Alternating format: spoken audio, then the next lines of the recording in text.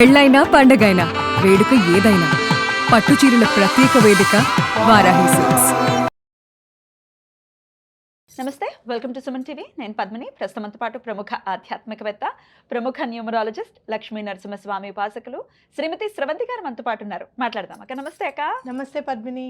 శ్రావణ మాసం వచ్చేస్తోంది మొత్తానికి. ఇంకా బోల్డ్ అన్ని పూజలు, పండగలు, హడావిడి మామూలు కాదు. అయితే డౌట్స్ ఎప్పుడు ఉంటూనే ఉంటాయి.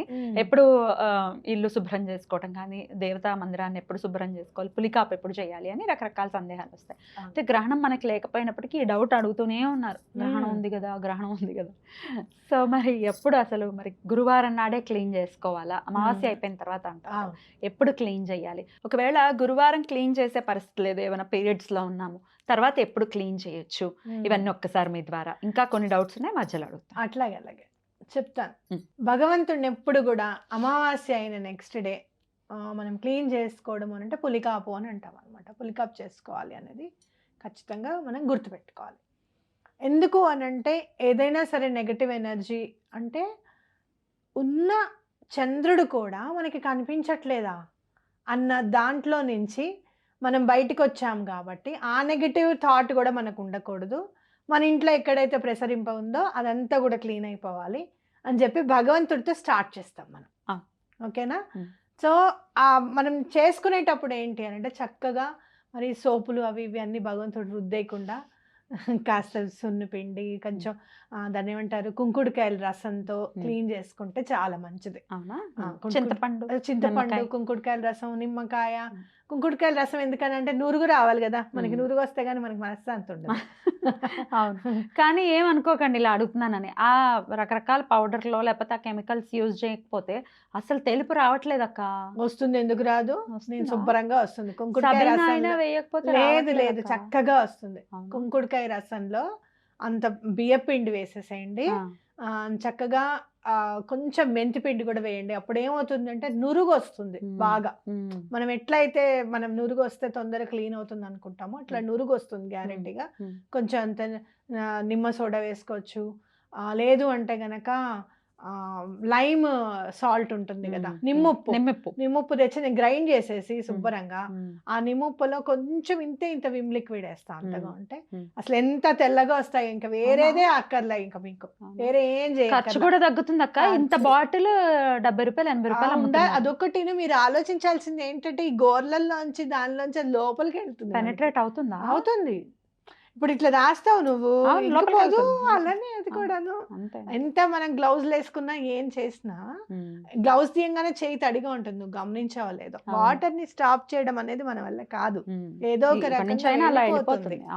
కాబట్టి మీరు ఏం చేస్తారు ఈసారి అని అంటే గనక చక్కగా నిమ్మప్పు గ్రైండ్ చేసేసుకొని అంత నిమ్మప్పు నీళ్ళల్లో వేసేసి కొంచెం విమ్ లిక్విడ్ వేయండి. ఎంత నీట్ అవుతాయో అసలు మీరు ఊహించలేరు. ఇంకేది అక్కర్లేదు. మా ఇంట్లో అన్ని బ్రాసేగా.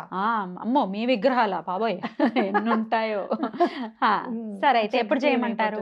పొద్దున్నే లేచి చేసుకోవడం. గురువారం నాడు చేసుకోమంటారు? గురువారం నాడే చేసుకోవాలి. మరి ఆ రోజు లక్ష్మీవారం అని కూడా అంటారు. లక్ష్మీవారం అంటారు. అయితే గురువారం నాడు లక్ష్మీవారం అని అంటే ఆవిడకి గురువు అంటే చాలా ఇష్టం కాబట్టి, జగద్గురు ఎవరో కాదు శ్రీ మహావిష్ణువే కాబట్టి లక్ష్మీవారము అని అన్నారు. అయితే ఎక్కడ నీట్ గా ఉంటే అక్కడే లక్ష్మి ఉంటుందని కూడా చెప్తారు. శుక్రవారం నాడు ఎందుకు చేయొద్దు అంటారంటే నిన్నంతా ఏం చేసావే అని అడుగుతుందట ఆవిడ. అవును, ఇవాళ నేను వచ్చే రోజు అని తెలుసు, నేను కూర్చుంటానని తెలుసు, నన్ను లేపుతావా? నిన్న ఒక చోట కూర్చున్నారనుకో, కాస్త ఇక్కడ ఊడవాలండి అక్కడ కూర్చుంటారా అని అడిగితే ఒకసారి లేస్తావు, రెండోసారి ఏమిటిది వచ్చినప్పుడల్లా. అట్లా కాకుండా ముందు రోజే క్లీన్ చేసుకోవాలి. అందుకని గురువారం నాడు క్లీన్ చేసుకుంటే చాలా మంచిది. ఒకరికి అడిగారు అక్క, కమెంట్ పెట్టారు, శుక్రవారం నాడు పటం మొత్తం క్లీన్ చేసేసి మళ్ళీ బొట్టు పెట్టి పూజ చేసుకుంటున్నాను, అలా చేయొచ్చా అని ఒకటి. లేదు, చేయకూడదు. శుక్రవారం నాడు ఏది క్లీన్ చేయకూడదు. మన దగ్గర లేదు అని అనిపించుకోకూడదు అసలు ఎప్పుడు కూడాను. అందుకని శుక్రవారం నాడు క్లీన్ చేయకండి, బూజులు దులుపుకండి, అట్లాంటివి ఏం చేయకూడదు. గురువారం నాడే చేసుకోవాలి. ఓకే, మొత్తం అన్ని బూజులు. శ్రావణ మాసం అంటే పండగలు ముందు రోజు చక్కగా అమావాస్య ముందు రోజు బూజులన్నీ చక్కగా క్లీన్ చేసేసుకోండి. ఇల్లు వాకిలు ఏమైనా కడుక్కోవాలన్నా కడిగేసుకోండి. పులికాపు ఒక్కటి భగవంతుడిని ఒక్కటి నీట్ చేసుకున్నాం అనుకో, ఇంక తర్వాత కొన్ని నీళ్ళల్లో నీళ్లు తీసుకొని కొంచెం మామిడాకులతో మొత్తం ఇల్లంతా జల్లుకుంటే శ్రావణ మాసానికి మన ఇల్లంతా రెడీ అయిపోయినట్టు. రెడీ అయిపోతుంది. ఇప్పుడు ఒకవేళ అమావాస్య రోజే పీరియడ్ తో ఉన్నారు, గురువారం చేసే పరిస్థితి లేదు, మరి తర్వాత ఎప్పుడు క్లీన్ చేసుకోవచ్చు? తర్వాత 5వ రోజు అయిపోయాక మ్మ్. 5వ రోజు నుంచి క్లీన్ చేసుకోవచ్చు. మ్మ్. కొంతమంది ఇక్కడ 7వ రోజు నుంచే స్టార్ట్ చేస్తారట పూజలు అవి. మ్మ్. వాళ్ళ ఇష్టం, మనం ఏమి దానికి ఏమి అడ్డు చెప్పము. ఇప్పుడు స్పాటింగ్ Actual గా- అనుకోండి, ఏం చేయాలక్క? ఏం సంబంధం లేదు. లేదా? స్టార్టింగ్ ఓన్లీ 4 days వరకే లెక్క, ఓకే. 3 days వరకే లెక్క. మ్మ్. 4th డే నువ్వు బయటకు వచ్చేస్తావు. మ్మ్. ఆ రోజు మనం తరిగిన కూరలు తరిగించారు మనతో.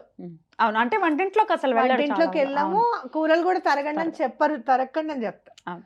5th డే అసలు ఇంకా మ్మ్. ప్రాబ్లం ఏమి ఉండదు అనమాట. మ్మ్. ఏమైనా స్పాటింగ్ ఉన్నా వాళ్ళ శరీరతత్వంతో ఉండేదే కానీ మ్మ్.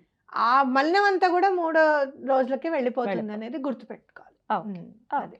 సో స్పాటింగ్ ఉన్నప్పటికీ మీరు పూజలు అవి అనేవి అయితే చేసేస్తారు. చేసేసుకోవడమే. అయితే శ్రావణ మాసం గురువారంతో మొదలవుతున్నప్పటికీ ఫస్ట్ శుక్రవారం వచ్చేస్తుంది, చాలా ఫాస్ట్ గానే వచ్చేస్తుంది కదా. ఒకవేళ ఫస్ట్ శుక్రవారం మిస్ అయ్యారనుకోండి, సెకండ్ శుక్రవారం నుంచి చేసుకోవచ్చు. తప్పకుండా చేసుకోవచ్చు. మ్మ్. యాక్చువల్గా మామూలుగా దండం పెట్టుకునే వాళ్ళు పౌర్ణమి ముందు వచ్చే శుక్రవారం మాత్రం వరలక్ష్మివ్రతం చేసుకోవడం అనేది ఇంపార్టెంట్. ఈసారి పౌర్ణమితో కూడిన శుక్రవారం, 3వ శుక్రవారం. కాబట్టి చక్కగా చేసుకోవచ్చు, అట్లా ఏం ప్రాబ్లం ఏం లేదు. ఓకే. చాలా మంది అడుగుతున్నారు పౌర్ణమితో కూడిన శుక్రవారం కాబట్టి ఆ రోజు చేసుకోవచ్చా వరలక్ష్మివ్రతము లేదా అని చెప్పి అంటున్నారు. తప్పకుండా చేసుకోవచ్చు, అదే ఇంకా పవర్ఫుల్.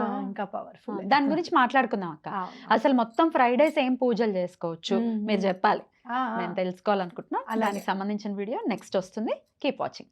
చాలా బ్యూటిఫుల్ గా ఎక్స్ప్లెయిన్ చేశారక్క, కృతజ్ఞతలు. అలాగే ఇంకొక పాయింట్ అడిగేస్తాను, ఏమైనా ప్రత్యేకమైన వస్తువులు కొని తెచ్చుకోవాల్సి ఉంటుందా శ్రావణ మాసానికి సంబంధించి? శ్రావణ మాసం మీకు దేవుడి దగ్గర ఏమైనా కావాలి అని అనుకుంటే గనక, మ్మ్. మీరు ఏమైనా కొంచెం దాచుకున్నారు అంటే గనక ఏదైనా చిన్న వెండి వస్తువు తీసుకొచ్చి మ్మ్. పెట్టడం అనేది చాలా మంచిది. అంటే మ్మ్. వెండి కాయిన్ తెచ్చుకొని చక్కగా మ్మ్. అమ్మవారి రూపు, అదెంతో ఉండదు.